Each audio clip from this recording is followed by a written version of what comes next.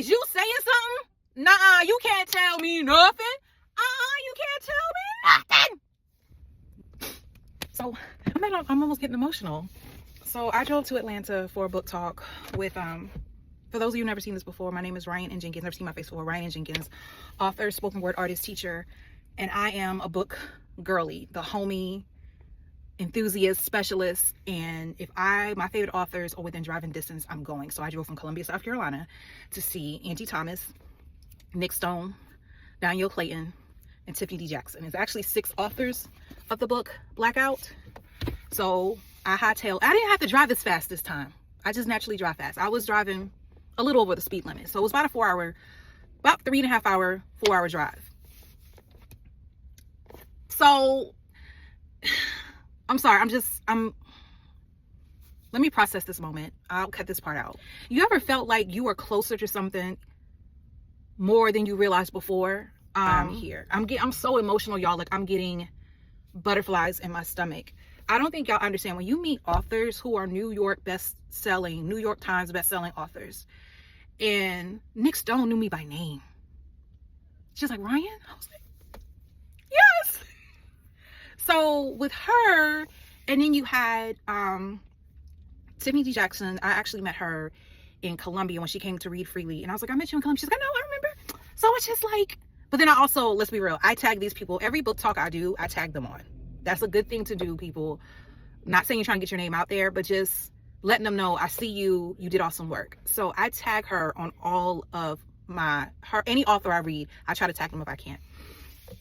So you have Tiffany remember me. The Danielle Clayton is another one Danielle Clayton, we read her story. I don't know why I can't think of it right now.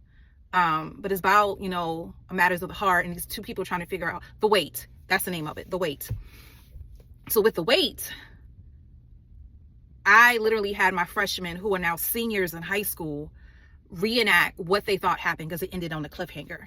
And then I read it to my adult ed students who were like, we need to find out what happened. We don't like they were really feeling that story. So I tagged her on all the things. And then like one day on TikTok, I'm going live. Danielle Clayton jumps on my live and I'm talking about my books and whatnot. So her first question to me after, well, how are you? So what's going on with your books?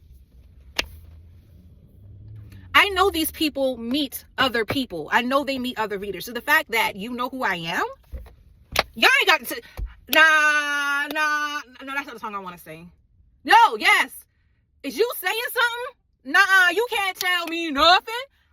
You can't tell me nothing. Nothing. You can't tell me nothing. So this is encouragement to all my writers out there. Write. Get your story out there and write. Don't let anybody tell you what you can and cannot do. This is part 3, 4, 5, 6, 7, 8 of this video.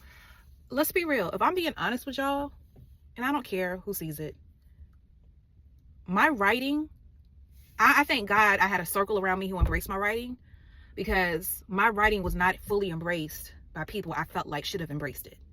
Like the way it was kind of like, and you just like, instead of like, okay, I see what you're doing here, but let's try to fine tune that.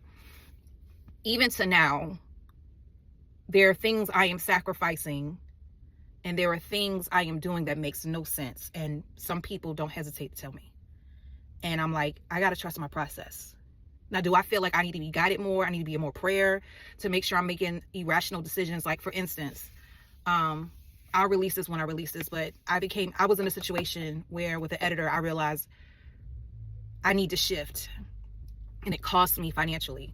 Now, if I had done it all over again, excuse me, y'all, I should have never sent her the project in the first place. I should have kept it, and the way I pivoted, I should have did that. And it was on my mind to do, and that's why you got to be very careful, because you're not saying you're not gonna make mistakes, but I realized that was a costly mistake I could have avoided.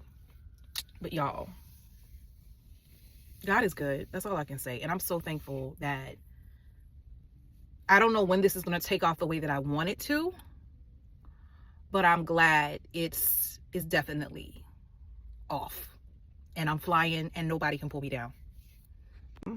Being an author, and one of the reasons why I did not go through your traditional publishing route is because and I'm gonna cut this part out because this is not kind of what I want to say, but because the process just seemed daunting. So now that I've done this 7 times, I'm definitely going to seek out a literary agent.